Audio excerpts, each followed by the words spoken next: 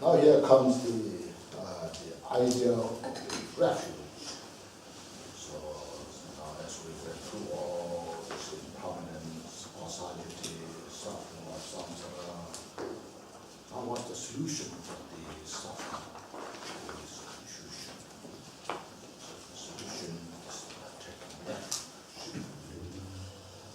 So to cut off confusion, take refuge from the bottom of your heart in the perfect Buddha. Take the refuge in Buddha. Now, who's Buddha? The one who knows directly and precisely all dharmas, all phenomena. This means Samsara, Nirvana, everything. Buddha knows that said directly and precisely, without any mistake, without any confusion. And then those gross means obvious. All knowledge what you see obvious. And very subtle, which ordinary people cannot penetrate. Not only subtle, very hidden subject. Like for example, our mind. Our mind is a very hidden subject. Even I don't know my mind, what it looks like, where it is, what's the relative level of my mind, what's the absolute nature of my mind. For me, it's a very hidden subject. Buddha can see directly. Because in Buddha's mind, everything's obvious, clear. So because of that, take refuge in Buddha.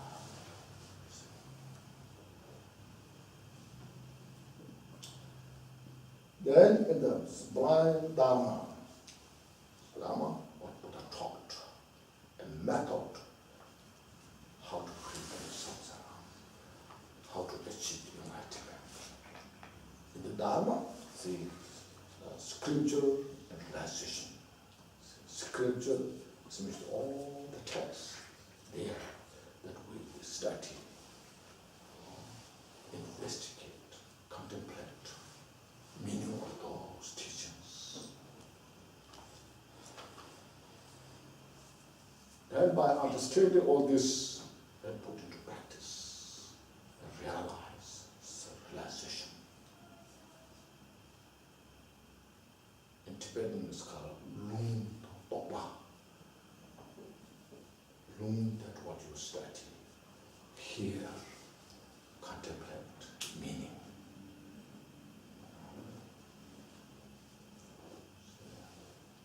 Then tokwa is realization. Your realization comes through the practice. The practice comes through understanding. Understanding comes by study. So this is all related, you see, connected. That's Dharma.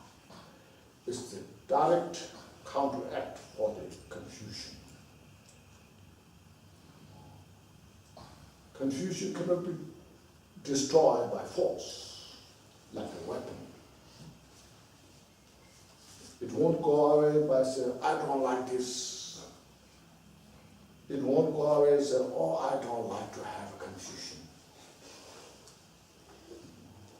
It can only dispel by these steps, methods.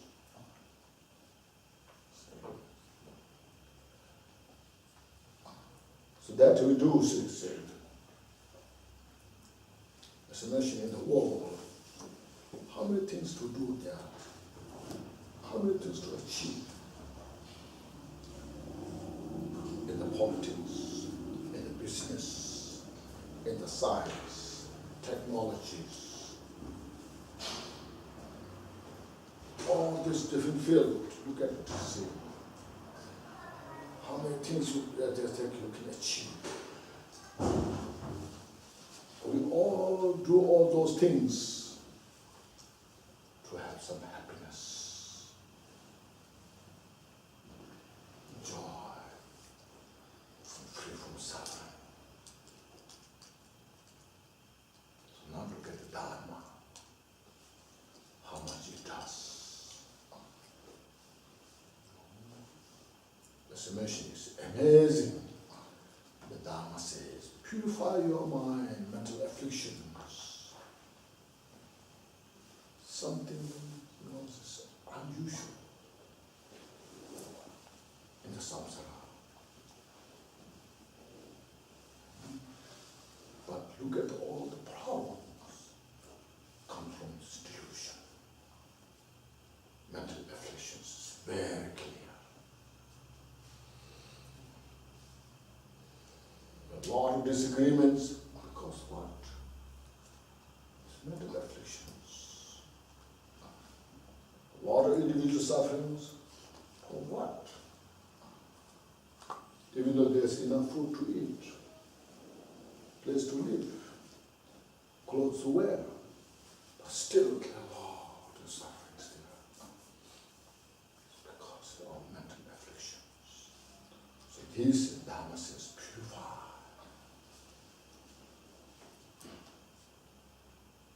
That's what the Dharma study practice is about.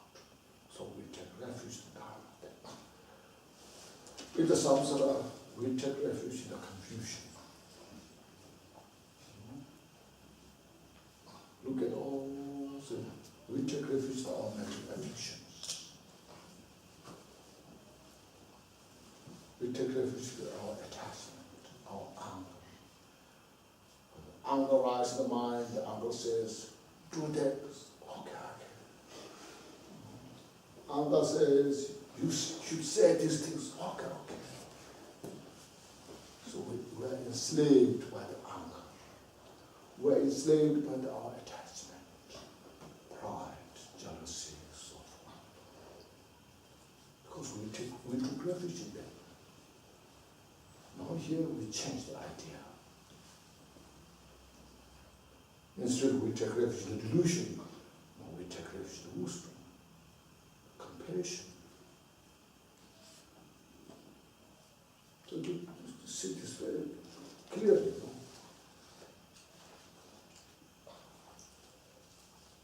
That's what Sakata refuge said. Scriptural realization and the Sangha of the Aryans noble. This morning I mentioned. Noble means what? Free from samsara. Highly accomplished great bodhisattvas. They study, practice Dharma successfully on the way to enlightenment. So we take them as an example. A successful practitioner. So this was called taking refuge. Have you got some idea? No, it's not just something you blindly follow. That's called relative refuge. Next is absolute refuge. Dhammakaya is the Buddha, which is his co-imagined luminosity. That's the Buddha. Sublime Dharma, free of production, cessation, and elaboration. The nature of the Dhammakaya, that is the Dharma, which is free of production, cessation, and elaboration. And the Saga of Aryas, highly accomplished great masters, their nature is beyond coming and going. Now, who actualizes this? So embodying them all is ultimate refuge. That one's own empty, luminous mind. My own empty, luminous mind, which captures with all meaning, the embodiment of Buddha Dhamma Sangha. So I take refuge in that.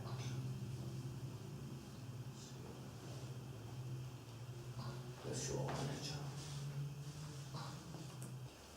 Then we, after taking refuge, we find a teacher, spiritual masters. So there's a teacher.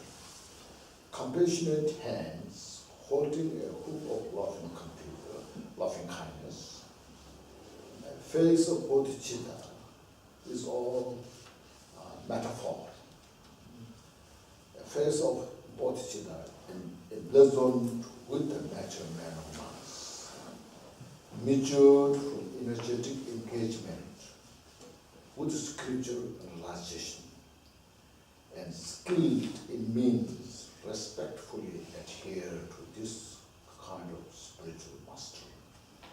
So he has a spiritual master who has great skill in the nature of the scriptural realization qualities, and embodies the compassion of this extend loving kindness to all sentient beings, bring peace and happiness. So such should attempt such kind of spiritual master. And there's the study and practice comes with three training first. In a wide field of renunciation, in the Vinaya practice, clear away the rocks and weed of non-virtue, free from the 10 non-virtues, plant the seed of the 10 virtues, and ripen the fruit of the three training, the training of the Vinaya, and Sutra, also Shila, training of the Shila, and meditative concentration, and wisdom awareness. And then we have one more verse on this. The moral conduct is bountiful when desire attachment has been dispelled. Samadhi is a happy body mind after one is free of anger. Inside wisdom arises when delusion has been defeated. So these three training. Cherish the three trainings, the foundation of the Conqueror's teachings. Conqueror means Buddha. So see, whether it is Hinayana, Mahayana, Vajrayana, all these three trainings are appreciated as a foundation.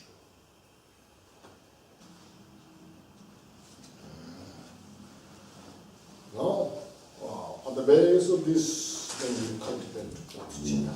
This is the cloud of loving kindness, suffuse the mind's sky.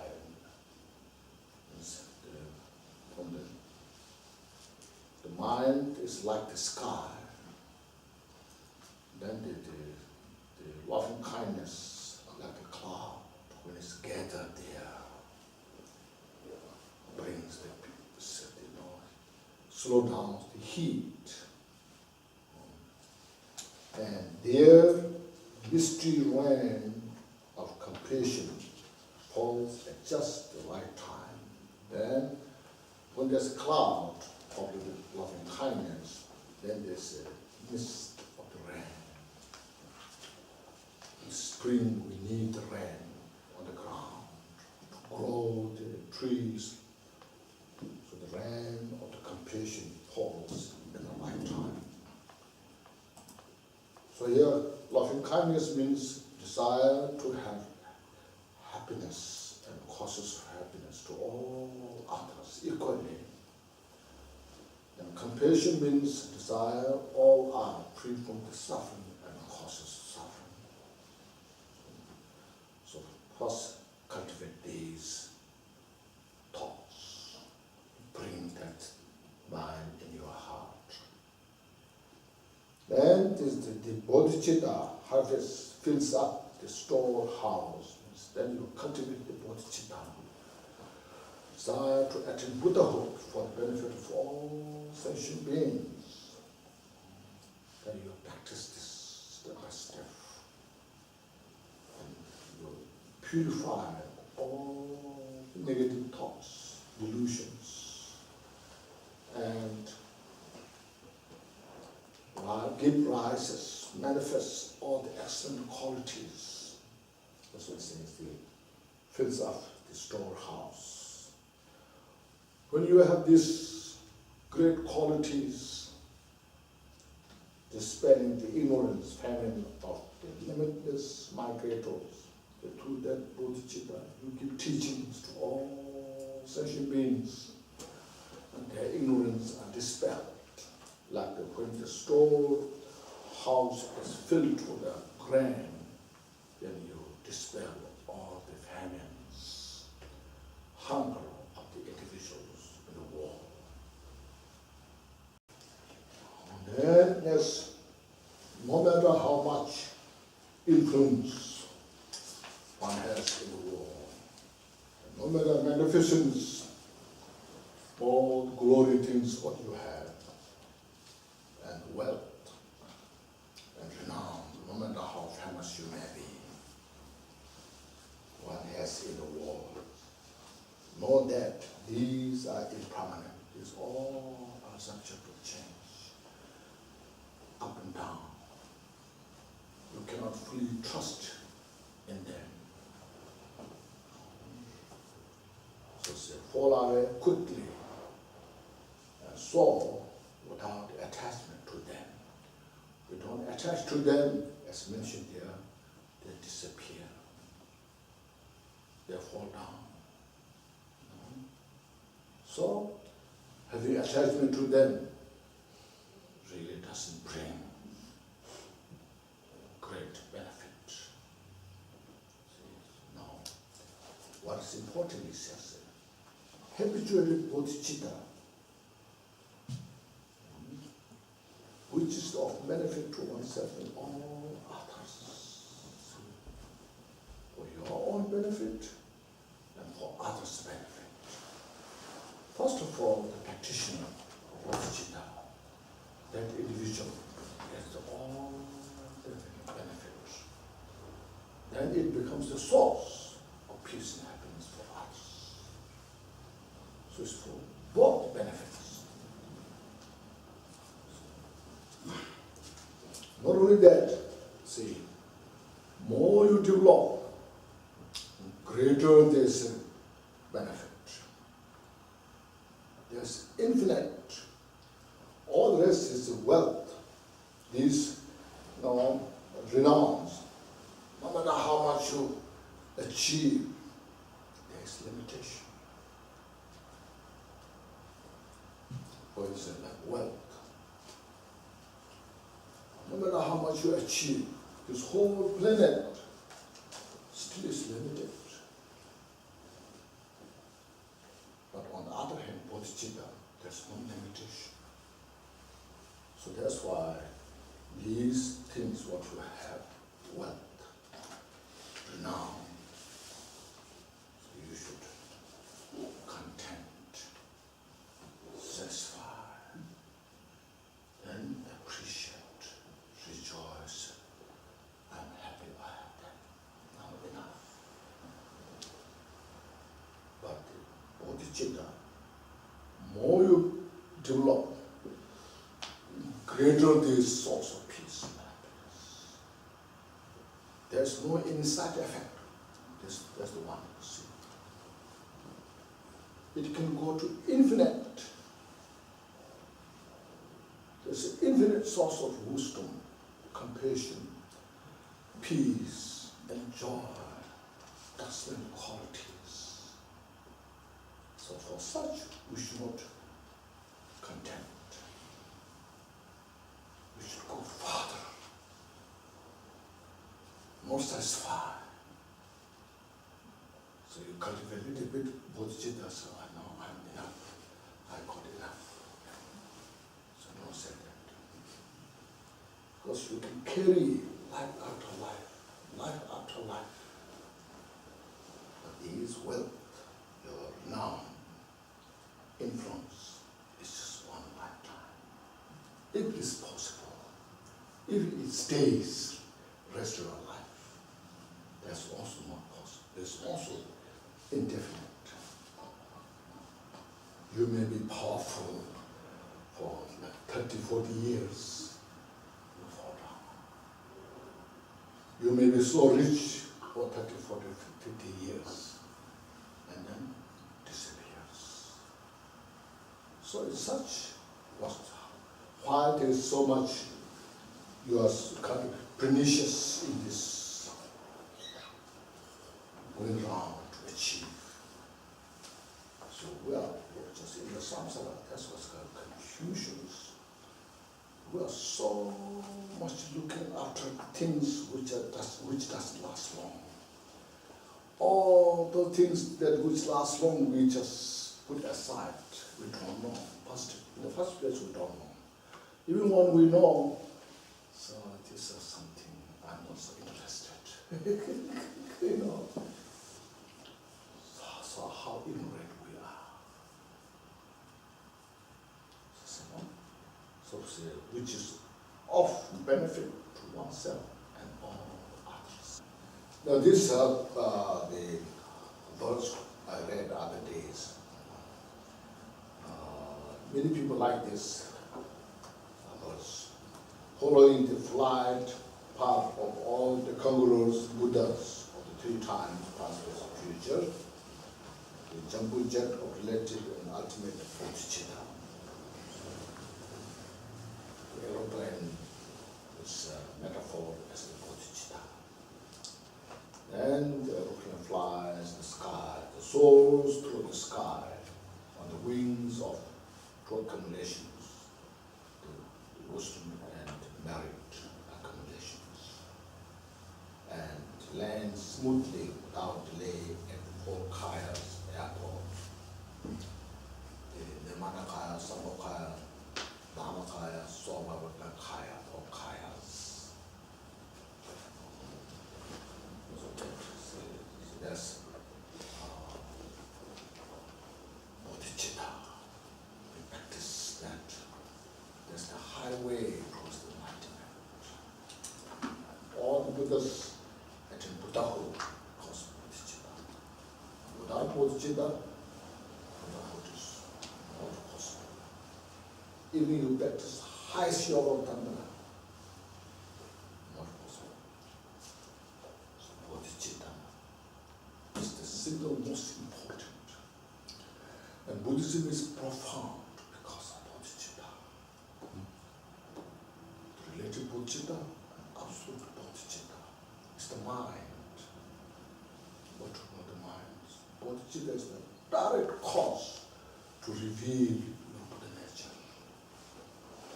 And now I'm sure you have heard of mind training, online practices. Some of those books are now kind of popular in the West. Here is some descriptions of these important how to practice. See, first of all, see, mind training or online practice without bodhicitta is just emotional, never out of attachment.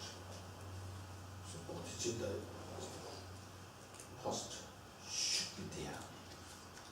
Now to exercise bodhicitta, to train the mind, and this comes as a method. See, with a positive attitude of loving kindness and compassion on the basis of bodhicitta, I give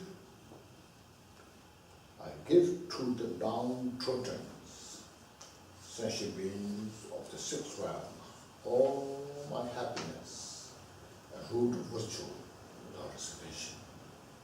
So all the sentient beings are out there, all next to you, your friends, your enemies, relatives, all those who you know, those who don't know. Look at everyone is suffering. They are the victim of the confusion. So I give my love, compassion, root of virtue for their benefit, without expectation. Just give. And you just feel, just you rejoice. just feel happy that I could do this. So that's the giving. See. Now receiving, you should be giving how you train your mind. Now receiving, you train with a natural manner of brave heart mind. Such a brave, courageous mind. Courageous mind, even this called indomitable courage. I receive into my mind stream every one of the qualities of abandonment, realization of all the Buddhas and Bodhisattvas of the 3 times. All the excellent qualities of Buddha Bodhisattva, I receive, I accept, I practice. So this is mind training. Not satisfied a little bit, no, so oh, this is enough for me. So as I mentioned earlier, we have to have such kind of mind without any contentment, satisfaction of the excellent qualities until we become Buddha. Now, next is this. In Samsara, from beginner's time through today, here, the sole cause bringing suffering is always my own. I suffer because of myself. What? Self-fixation.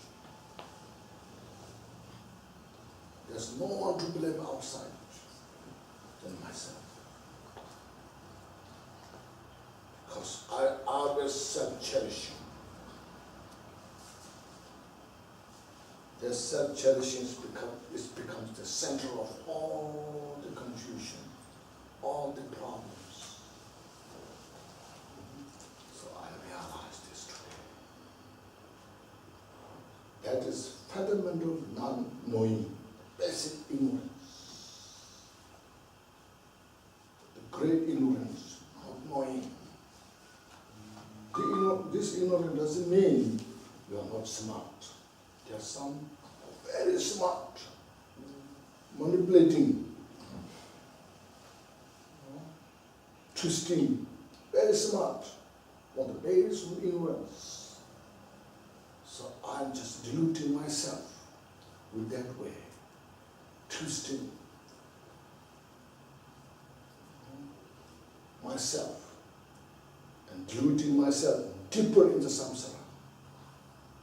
Because the self-cherishing, which does not exist. If there's something exists, of course we should cherish, keep it, but this not exist. That which does not exist, I cherish. That's what's called stupid.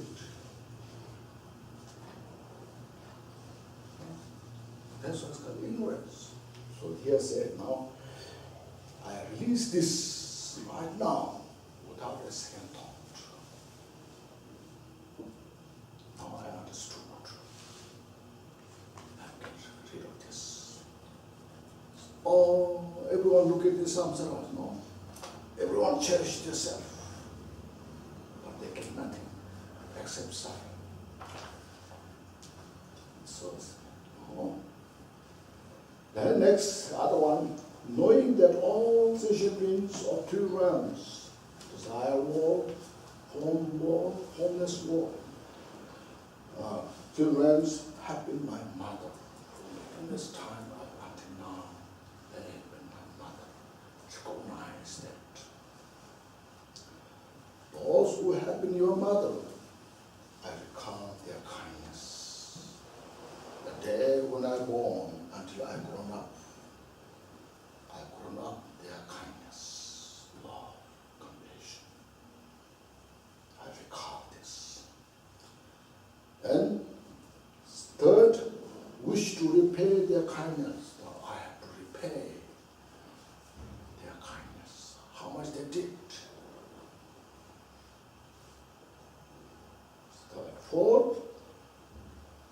connect to them with love. I wish they all have happiness and causes of happiness. Connect that mind. And when I look, they want peace and happiness, but they are suffering. So I generate compassion for them. Desire, they are free from suffering and causes of suffering. Then what? The fifth, sixth, then the mindset to attain enlightenment for their sake. Cultivate bodhicitta. These 6 topics. Thus, understanding every sentient being's having your mother, and then their kindness, desire to repay their kindness, love, compassion, bodhicitta, 6. See? Now, for their sake, I take all this mind training in the center of my heart. I will today, I will practice this. Bring in my mind. Release all the hatred, anger, pride, jealousy, attachment. And just this one, this mission is a mind training. It's called Donglen. Releasing all the cause of suffering, accepting all the cause of peace and happiness for yourself in the first place, and then for others. And now comes more further when you have good understanding of practice, especially understanding of the emptiness. Everything is an illusion by training the mind. And then these practices are also appreciated without clinging or attachment. I give my entire mountain of resources and root of ritual to these kindnesses. First, with the mind will train. I give this. No attachment, no expectation. And in an authentic manner, understanding of everything as an illusion. It's like an illusion. Of course, illusion is also depends on many causes and conditions. It's like a mirage, for example, mirage. To see the mirage, first you have to be the desert. And then heat, then sun shining, and little breeze. Then from distance you see the mirage. It's mirage, but based on causes and conditions. So they all are like that nature. The tree is like mirage. Your reflection, your face reflection in the mirror is illusion, but depends on causes, condition. You need mirror, you need your face, no too close, no too far distance, clear. When all these conditions are good, you can see your face in the mirror. It's illusion, but depends on causes and conditions. So all these things, same thing, depend on causes, conditions. When something is missing, that cannot function. So understanding that, you see, I take all their karma and afflictions and suffering. Until you realize this, these practices that maybe it is heavy for you. Say, just beginner, ordinary. So I get to stone and breathe in all the suffering of sentient beings, negative karma, delusions,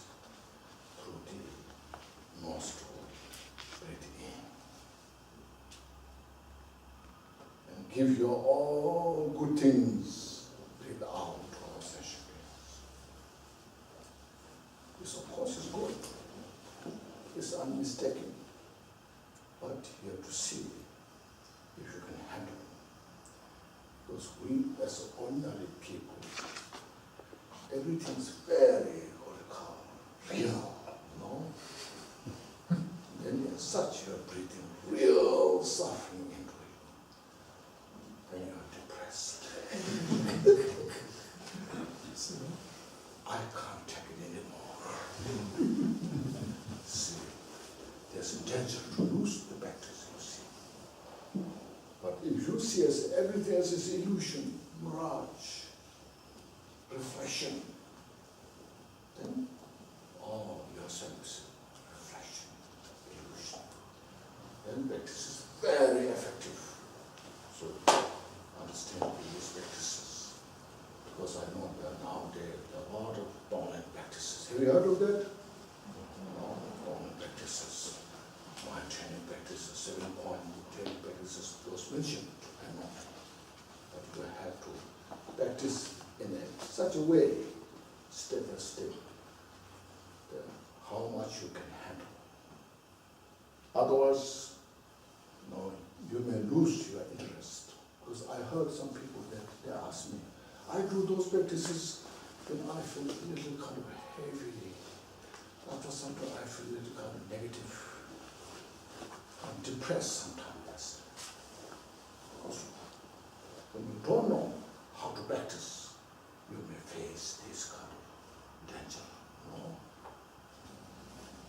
Unless negative conditions are spiritual teacher. Spirits and demons are emanation of conquerors. Sickness is a broom sweeping away defilements and obscuration. All sufferings are dharmatas, waves. This is a popular thing. You may find this condition anywhere, different places.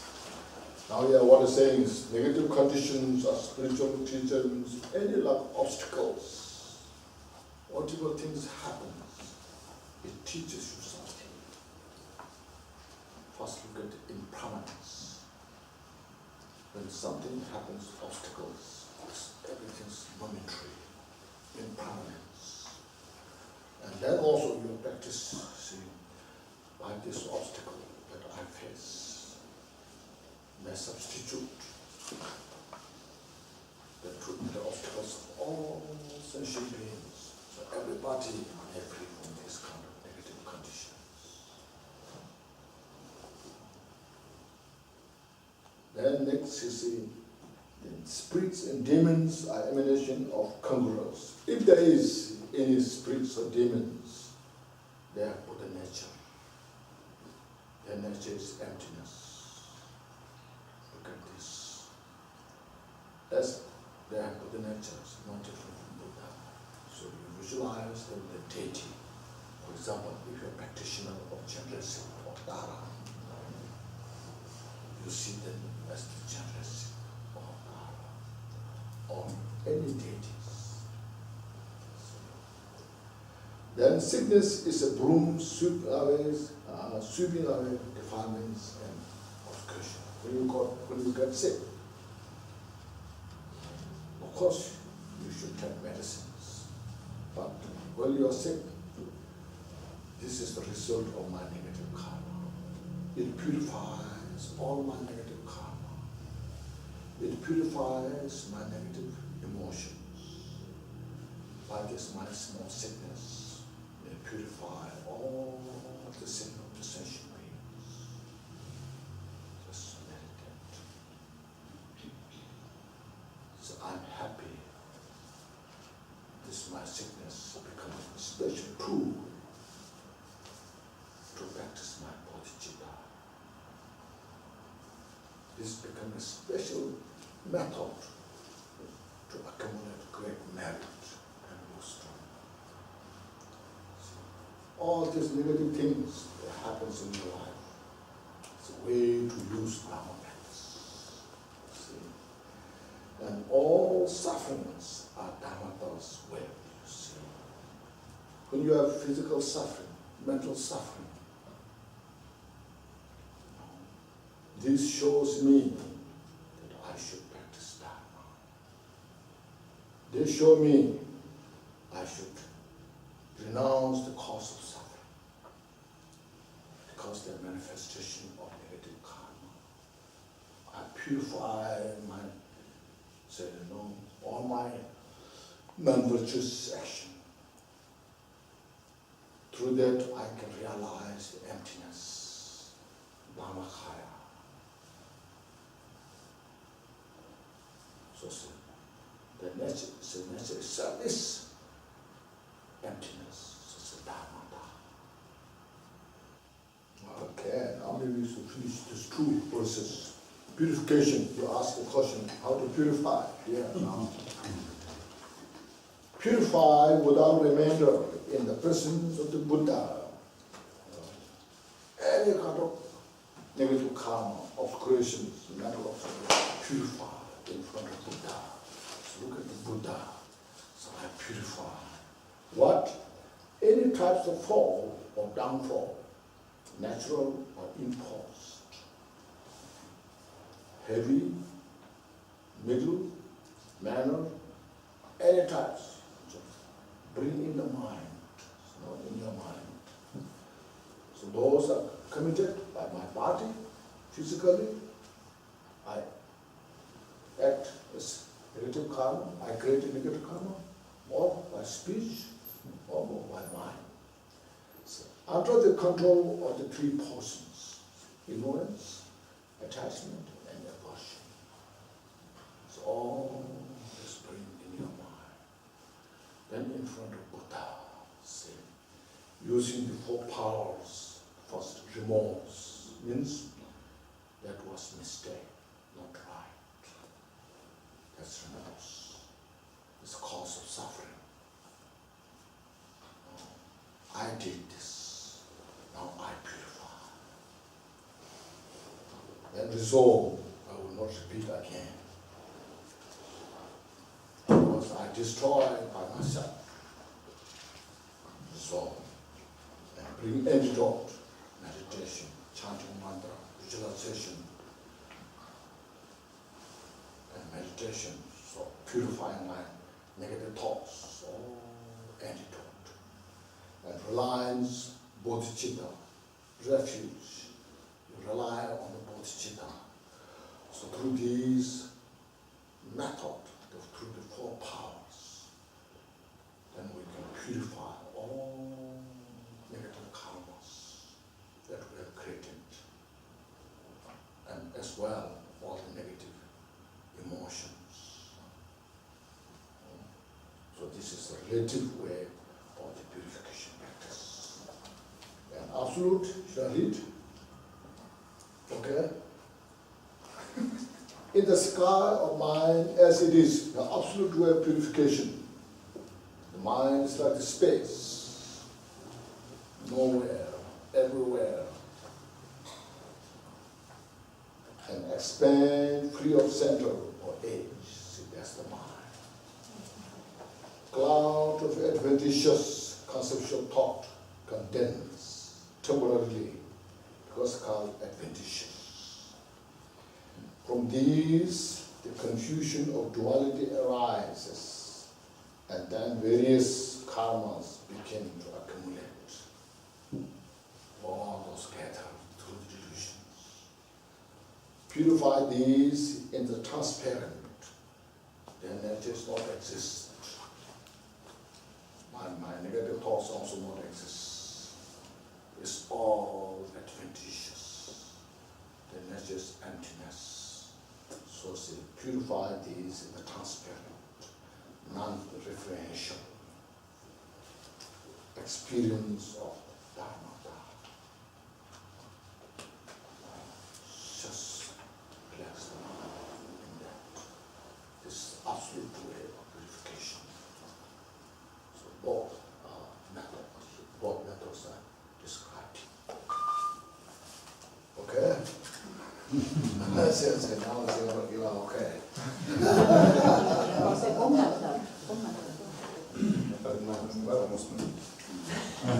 So today we leave here. Then tomorrow we'll there's a lot of things to explain, you know, but time is not there. Now please first take a deep breath. Now please reflect this afternoon what we went through. Impermanence, suffering of samsara, causality, refuge, the teacher, retaining, bodhicitta, and his mind training. We went through step by step. Don't forget those, you see. Stored in your mind. And exercise occasionally, anytime, anywhere. So first you rejoice, today I received those teachings. I'm so fortunate to get this kind of opportunity. So now feel, I will use this precious human life to benefit myself and others, which means to free from